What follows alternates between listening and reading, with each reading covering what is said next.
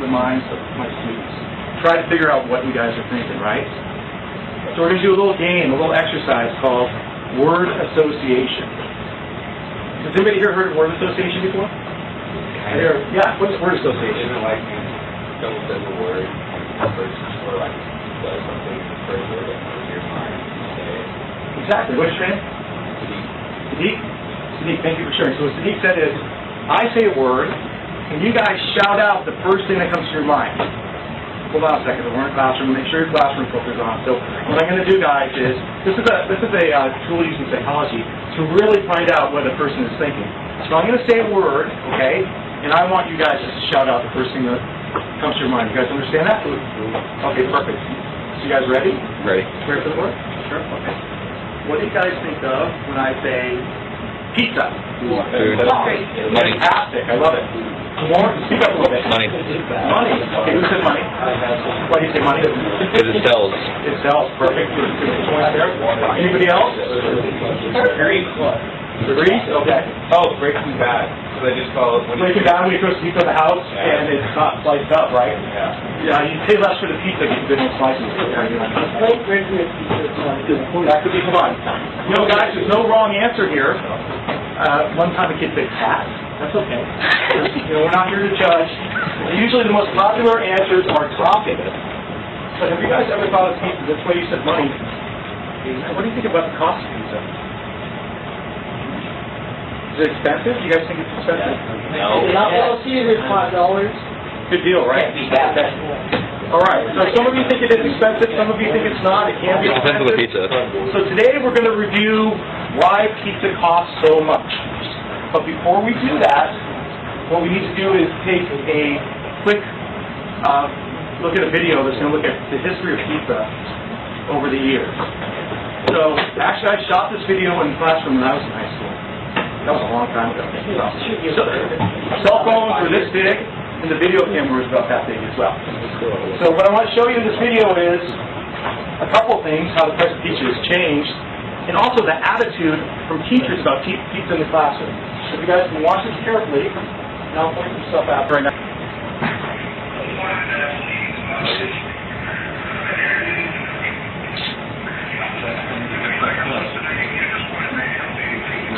So I want you guys to watch what happens right there.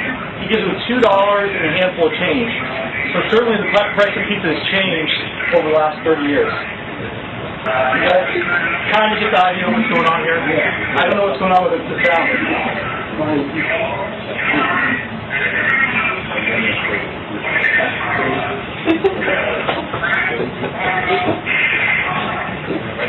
Now we're going to look at the pricing of pizza.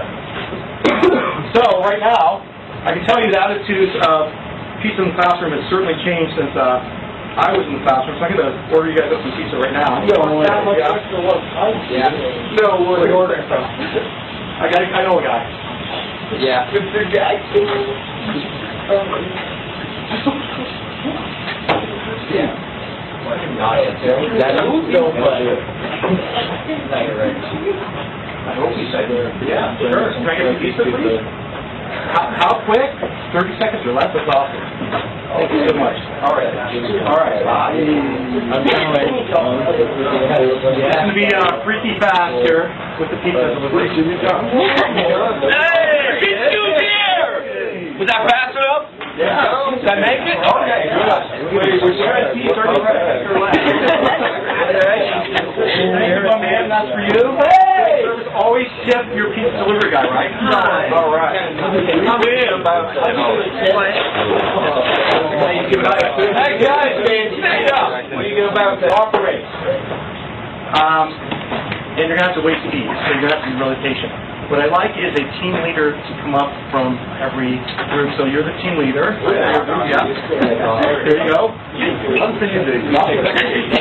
I'll just deliver myself. Here we go. I'll be at Why didn't you get the pepperoni? No. Tooth. Hold on. Okay. So right now, guys, what we're going to do is, this is going to be the test group right here. You're all going to eat at the end, but the test group gets to start us out. Here, take some napkins, please. I want you to go ahead and open that box up. And go ahead and take, you guys need to wait, okay? Go ahead and take a slice of pizza. put on a napkin. There, you don't eat it yet. Okay. Please pass the box down. And just wait if you could. All right, so this pizza pie represents payroll. This is the cost of paying your employees. There's a minimum wage in Washington State, right? So it's at least like $9 an hour. It also includes things like payroll tax. So a pizzeria owner has to pay that to his employees by law, right? That's a contract with you and the pizzeria owner. The good thing is when you deliver pizzas, you get tips. That's separate. That's not on the pizzeria owner. Go ahead. Take a piece of pie out of the box. Put on a napkin. Wait till you eat it. Wait till you eat it. This represents rent. So I live here in Maple Valley. There's also the pizza parlor. There's Frankie's Pizza. Go ahead. There's Frankie's Pizza. There is the new Mod Pizza. Has anybody ever been to Mod? Pizza, right? There is Papa John's. There's Papa Murphy's. There's all sorts of crazy competition. But one thing you notice about these pizza parlors is they all occupy a storefront, right? A strip mall, right? It costs them money in rent to go ahead and stay at that strip mall. Now, as far as rent goes, this is kind of a controllable cost because most of these people are going to go ahead and sign a lease for like 5 years so they can somewhat control their costs when it comes to rent. All right, go ahead. Take a piece of pizza out. A slice of pizza.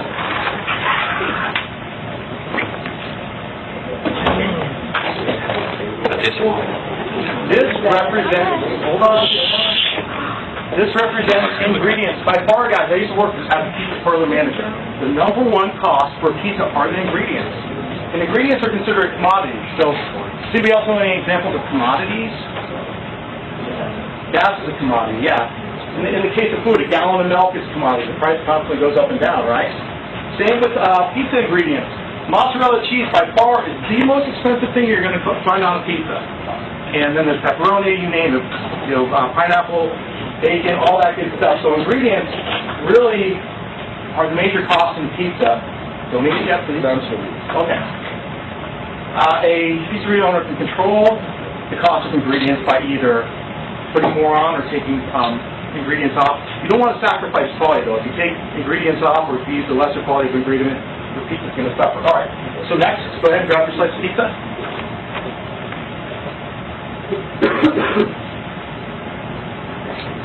This represents insurance.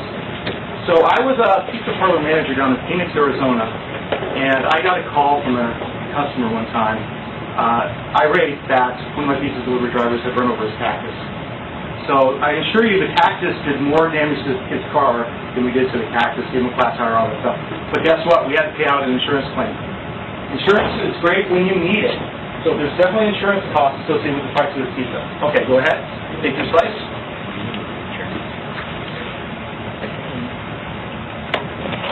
This represents utilities. So down in Phoenix, when I worked at the pizza parlor, it would be 115 degrees outside, right? And the pizza ovens inside are about 500 degrees. I know all about pizza ovens. If you guys want to talk pizza ovens with me, like the Lincoln conveyor oven or the brick gas oven, they have like a Mod Pizza. Or if you go down to the Rock in Covington, they have that wood fire oven, right? All sorts of ways to power ovens, but utilities cost a lot because they're going to be running that oven all day long, right? At 500 degrees. So there's a cost of utilities. Go ahead and pass the pizza.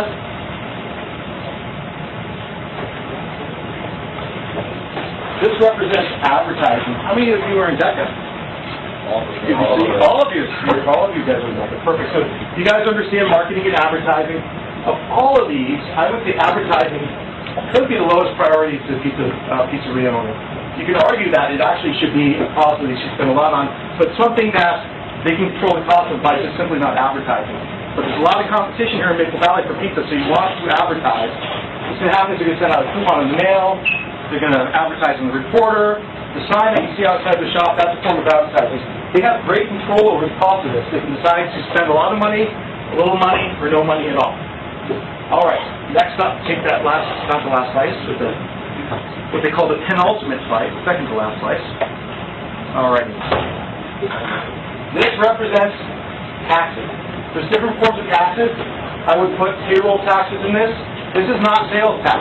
You guys understand how sales tax works? You do. Explain sales tax. Well, for small businesses, the small percentage of the price, like the way you buy something, where I think it's like, goes like 9 cents per dollar, and then that goes towards like, at least like the government, like, Sure. Sure, what is your name? Jaden. Yeah, thank you, Jaden, that's right. So basically, there's a sales tax in the state. The job of the pizzeria owner in this situation is a middleman. They collect the sales tax from you, and they pass it on to the state. When I say taxes here, it's either payroll taxes, or it's something called B&O taxes, which is business and occupation taxes.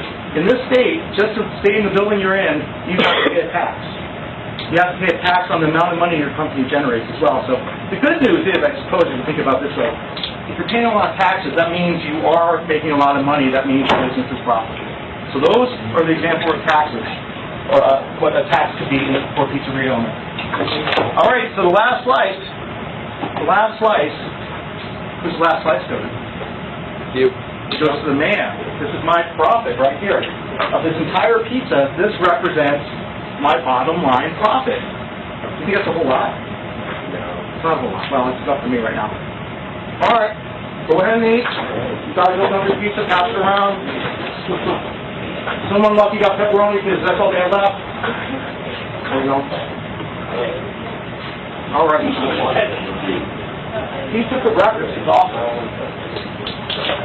Have any questions about that at all? Have you seen that before? How much does this pizza cost? In this example, how much does pizza cost? About $7 at Safeway. So an eighth of that is how much? 7. Yeah, I can't do math in my head either. There's a math on the test. We were having a small test after this. There's a math problem on the test. So, yeah, there's always A math. little under, like, Yeah. a little under. We'll talk about that a little bit more. So here's the deal, guys. Could you listen up? We're almost done here. I fed you. I thought I'd have a piece in your mouth to keep you quiet for a moment. Okay. Here's what happens, guys. Here's the true cost of pizza. I sliced that pizza into eighths, right? The reason I did that is so I could feed all of you, right? You guys would not want a slice of pizza that looks like that. In that example I just showed you, if a pizza costs $20 and I slice that into eighths, I'm not going to do the math in my head, but in that example, the profit margin for the pizzeria owner was 12.5%, right? 100 divided by 8 is 12.5%. Here's how that really looks. From my experience being a pizza parlor manager, this can vary. So payroll is probably your biggest hit. You have to have employees. You have to have them deliver pizza, make pizza. You can control payroll costs by simply controlling the wage. You have to pay minimum wage. You don't have to pay above that. The good things with pizzeria owners is your employees can be tipped. You can send employees home when it's not busy. So that's a way that you can control payroll costs. You have some control over that. For rent, well, you don't have control over it's a stable cost. You sign a 5-year lease, your price of rent's never going to go up, so you factor that into the price of your pizza, right? Ingredients, this is the tough one, as we mentioned earlier. Ingredients fluctuate. The thing that costs the pizza parlor owner the most are ingredients. The ways to control ingredients would be put less ingredients on the pizza, inferior ingredients on the pizza. I would not recommend that. That's kind of the pizza model. Little Caesar kind of has that model. But in my mind, guys, there's no such thing as a bad pizza, right? It all tastes pretty good. All right, so with insurance, that's somewhat a controllable cost. Unless you have to have an insurance claim, right? Then your insurance rates go up. Utilities, we're lucky in this state, guys.